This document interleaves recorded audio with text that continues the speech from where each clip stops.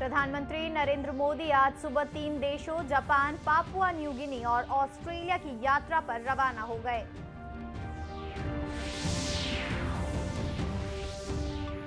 प्रधानमंत्री ने कहा कि स्वाधीनता संग्राम में देश के जनजातीय समुदाय के योगदान का प्रदर्शन करने के लिए 10 विशेष संग्रहालय बनाने के किए जा रहे हैं प्रयास। इस्पात नगरी भिलाई में आयोजित युवा उत्सव में विभिन्न प्रतियोगिताएं हुई। युवाओं ने बढ़ चढ़कर हिस्सा लिया।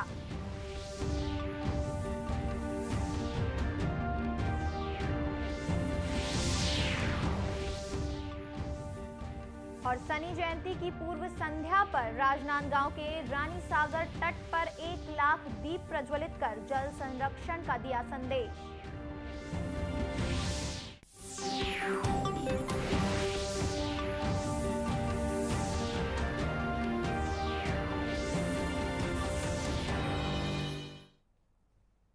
नमस्कार, आप देख रहे हैं दूरदर्शन समाचार। मैं हूं काजल साहू। अब समाचार विस्तार से।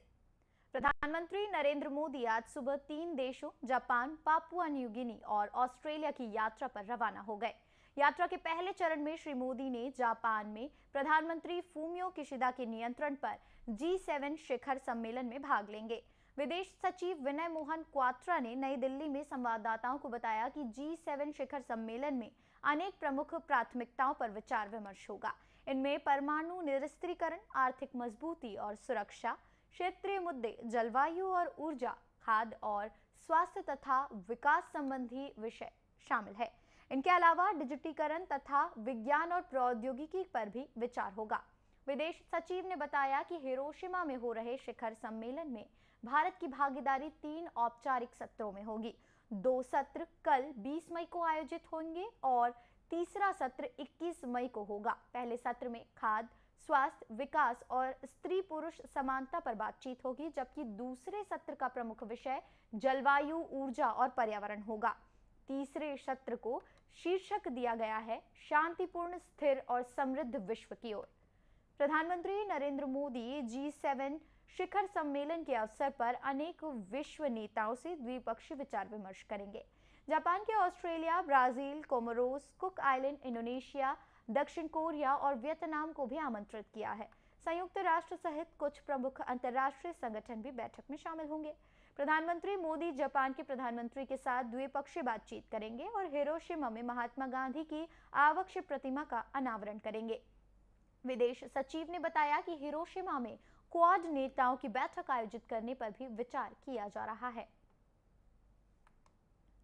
श्री क्वात्रा ने कहा कि G7 शिखर सम्मेलन में भारत की नियमित भागीदारी स्पष्ट संकेत है कि शांति, सुरक्षा, विकास और पर्यावरण सहित वैश्विक चुनौतियों के समाधान के प्रयासों में भारत को शामिल किया जाना जरूरी है। उन्होंने कहा कि भारत की वर्तमान G20 अध्यक्षता और दक्षिण देशों में हित को प्राथमिकता देने के संदर्भ में ये और भी महत्वपूर्ण है। यात्रा के दूसरे चरण में प्रधानमंत्री 21 मई की शाम पपुआ न्यू गिनी के पोर्ट मोर्सबीज पहुंचेंगे। अगले दिन वे हिंद प्रशांत द्वीप सहयोग मंच के तीसरे शिखर सम्मेलन की संयुक्त रूप से मेजबानी करेंगे। इस मंच में भारत और प्रशांत द्वीप के 14 देश शामिल है। इस भारतीय प्रधानमंत्री की ये पहली पापुआ न्यू गिनी यात्रा होगी। वहां के गवर्नर जनरल और प्रधानमंत्री के साथ बैठक के अलावा श्री मोदी फिजी और न्यूजीलैंड के प्रधानमंत्रियों से भी मिलेंगे। 22 मई को श्री मोदी ऑस्ट्रेलिया के सिडनी पहुंचेंगे और 24 मई को ऑस्ट्रेलिया के प्रधानमंत्री एंथनी अल्बनीज के साथ द्विपक्षीय बैठक करेंगे। गवर्नर जनरल डेविड हर्ली ने भी उनकी भेंट का कार्यक्रम है। ऑस्ट्रेलिया में श्री मोदी मुख्य कार्यकारी अधिकारी और व्यापार प्रमुखों के साथ भी बातचीत करेंगे। 23 मई को सिडनी में वे भारत वंशियों से मिलेंगे। इस आयोजन में ऑस्ट्रेलिया के प्रधानमंत्री के भी शामिल होने की आशा है।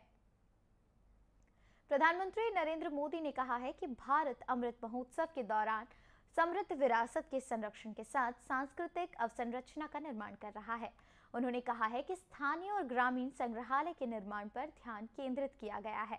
उन्होंने कहा कि स्वाधीनता संग्राम में देश के जनजातीय समुदाय के योगदान का प्रदर्शन करने के लिए 10 विशेष संग्रहालय निर्मित करने के प्रयास किए गए हैं। नई दिल्ली में आयोजित अंतर्राष्ट्रीय संग्रहालय एक्सपो में बोलते हुए प्रधानमंत्री ने विश्वास व्यक्त किया है कि भारत में संग्रहालयों की दुनिया के लिए ये एक बड़ा अवसर होगा। देश के विकास में संग्रहालयों के महत्व का उल्लेख करते हुए श्री मोदी ने कहा कि लोगों को अपनी विरासत से प्रेरणा मिलेगी और लोग संग्रहालयों के जरिए भविष्य के लिए अपने कर्तव्यों को भी समझेंगे। प्रधानमंत्री ने कहा कि भारत की विरासत वैश्विक एकता का स्रोत भी है। आयुर्वेद और श्री अन्न के महोत्सव का उल्लेख करते हुए श्री मोदी ने सुझाव दिया कि नए संग्रहालय श्री अन्न और अन्य अनाजों की यात्रा को लेकर सामने आ सकते हैं। इस एक्सपो में गैस्ट्रोनोमिक एक्सपीरियंस के लिए भी स्पेस बनाया गया है। यहां आयुर्वेद और मिलेट्स, श्री अन्न पर आधारित व्यंजनों का अनुभव भी लोगों को मिलेगा। भारत के प्रयासों से आयुर्वेद और मिलेट्स, श्री अन्न दोनों ही इन दिनों एक ग्लोबल मूवमेंट बन चुके हैं। हम श्री अन्न और अलग अलग वनस्पतियों के हजारों वर्ष की यात्रा के आधार पर भी नए म्यूजियम बना सकते हैं। इस तरह के प्रयास इस नॉलेज सिस्टम को आने वाली पीढ़ियों तक पहुंचाएंगे और उन्हें अमर बनाएंगे। साथियों, इन सभी प्रयासों में हमें सफलता तभी मिलेगी जब हम ऐतिहासिक वस्तुओं के संरक्षण को देश का स्वभाव बनाएं। 47वें अंतर्राष्ट्रीय संग्रहालय दिवस मनाने के लिए आजादी का अमृत महोत्सव के हिस्से के रूप में अंतर्राष्ट्रीय संग्रहालय एक्सपो आयोजित किया गया है। इस एक्सपो का विषय संग्रहालय स्थिरता और कल्याण रखा गया है।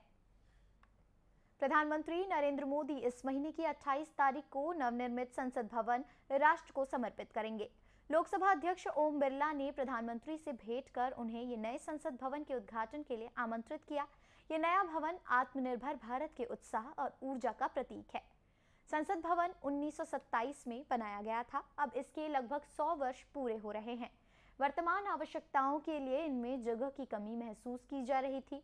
दोनों सदनों में सांसदों की बैठने की सुविधाजनक व्यवस्था नहीं थी, जिससे सुचारू कामकाज पर असर पड़ रहा था। लोकसभा और राज्यसभा दोनों ने सरकार के नए भवन के निर्माण के लिए आग्रह करते हुए प्रस्ताव पारित किया था। इसके बाद 10 दिसंबर 2020 को प्रधानमंत्री नरेंद्र मोदी ने नए संसद भवन की आधारशिला रखी और रिकॉर्ड समय में गुणवत्तापूर्ण निर्माण कार्य पूरा किया गया। यह नवनिर्मित संसद भवन भारत की गौरवशाली लोकतांत्रिक परंपराओं और मूल्यों को समृद्ध करेगा। इसकी अत्याधुनिक सुविधाएं सांसदों के बेहतर कामकाज में मदद करेगी। वर्तमान में लोकसभा में 543 में और राज्यसभा में 250 सदस्यों के बैठने की व्यवस्था है। भविष्य की आवश्यकताओं को ध्यान में रखते हुए नए भवन में लोकसभा में 888 और राज्यसभा में 300 सदस्यों के बैठने की व्यवस्था की गई है। दोनों सदनों का संयुक्त सत्र केवल लोकसभा चैम्बर में होगा और संयुक्त सत्र में 1280 सांसद एक साथ बैठ सकेंगे। इस्पात नगरी भिलाई में कल युवा उत्सव का आयोजन किया गया। नेहरू युवा केंद्र दुर्ग द्वारा आयोजित ये कार्यक्रम आजादी के अमृत महोत्सव के एक भाग के रूप में हुआ। इसका उद्देश्य जिला, राज्य और राष्ट्रीय स्तर तक विभिन्न कार्यक्रमों के माध्यम से युवाओं में देशभक्ति की भावना जागृत करना है। सांसद विजय बघेल ने इस कार्यक्रम का शुभारंभ किया। वहीं कार्यक्रम की अध्यक्षता पंथी और पंडवानी कलाकार पद्मश्री उषा बारले ने की। कार्यक्रम में युवाओं ने चित्रकला, भाषण, मोबाइल फोटोग्राफी और कविता लेखन जैसी प्रतियोगिताओं में बढ़ चढ़कर भागीदारी निभाई। वहीं राज्य की लोक संस्कृति को भी पेश किया गया। सांसद श्री बघेल ने सर्वश्रेष्ठ युवा संगठनों को भी पुरस्कृत भी किया।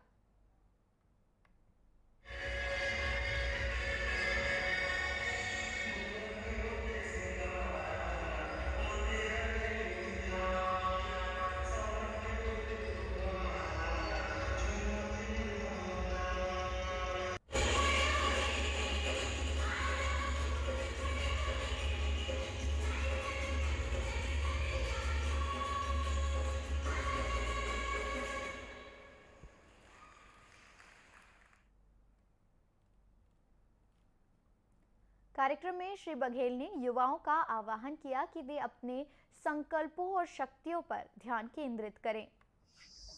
युवा केंद्र के तत्वाधान और ये थीम है जो माननीय प्रधानमंत्री जी ने पंच गुणों से समाहित कार्यक्रम है। पंच संकल्प है देश के लिए, युवाओं के लिए, उत्साह के लिए, एकता के लिए, समर्पण के लिए, गुलामी से हम सब दूर रहें, उस भाव को लेकर तय थीम है। और अभी देखें, वहीं नेहरू युवक केंद्र दुर्ग के जिला युवा अधिकारी नितिन शर्मा ने कार्यक्रम के उद्देश्यों के बारे में जानकारी दी।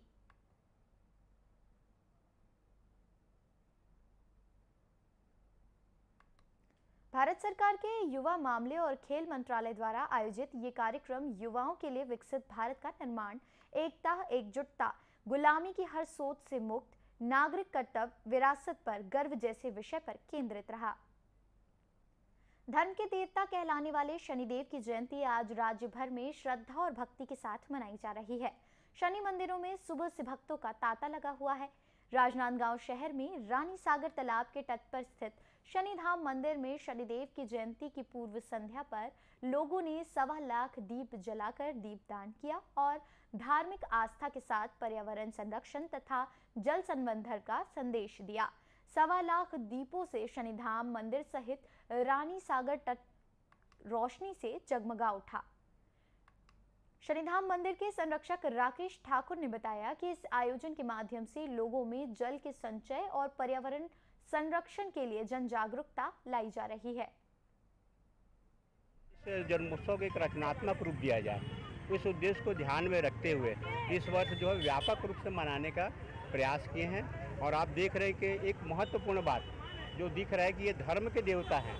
इस धर्म के देवता के द्वारा सारे समाज के लोग एक इकाई के रूप में ये आज अपना उत्सव को मना रहे हैं। वहीं महापौर हेमा देशमुख ने बताया कि राजनांदगांव शहर के हृदय स्थल पर स्थित रानी सागर तालाब और मंदिर में दीप प्रज्वलित कर शनि जयंती मनाई जा रही है। के देव बोला जाए, आज शनिदेव की जयंती आने वाली है और इसके पूर्व संध्या पर हम सब ने मिलकर दीपक जलाया, सारा शहर रोशन किया। रानी सागर का आप ये हमारे राजनांदगांव का हृदय स्थल है। इस हृदय स्थल पर जो दीप प्रज्वलित हो रहा है निश्चित रूप से जनहित के लिए है और भगवान से ये निवेदन है कि सुख, शांति और समृद्धि बनाए रखें। शनि जयंती के उपलक्ष्यों में आज प्रदेश के अन्य शहरों में भी शनि मंदिरों में विधिवत धार्मिक अनुष्ठान किए जा रहे हैं। दूरदर्शन केंद्र रायपुर से प्रसारित होने वाले प्रादेशिक समाचार को आप YouTube पर भी देख सकते हैं। हमारे YouTube channel Chhattisgarh DD news पर प्रादेशिक समाचार उपलब्ध रहेगा। YouTube चैनल का लिंक और QR कोड आप स्क्रीन पर देख सकते हैं। अपने एंड्रॉयड फोन से QR कोड स्कैन कर आप छत्तीसगढ़ डीडी न्यूज लिंक पर जा सकते हैं। इसके अलावा छत्तीसगढ़ डीडी न्यूज फेसबुक और ट्विटर पर भी उपलब्ध है। अंत में मुख्य समाचार एक बार फिर से।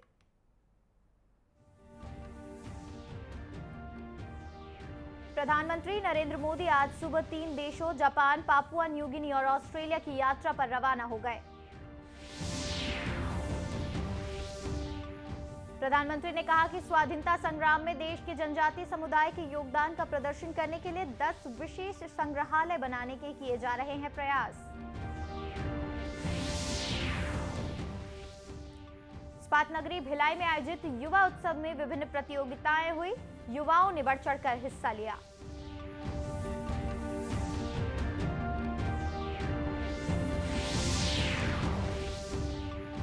और शनि जयंती की पूर्व संध्या पर राजनांदगांव के रानी सागर तट पर 1 लाख दीप प्रज्वलित कर जल संरक्षण का दिया संदेश। इसी के साथ ये समाचार बुलेटिन समाप्त हुआ। नमस्कार।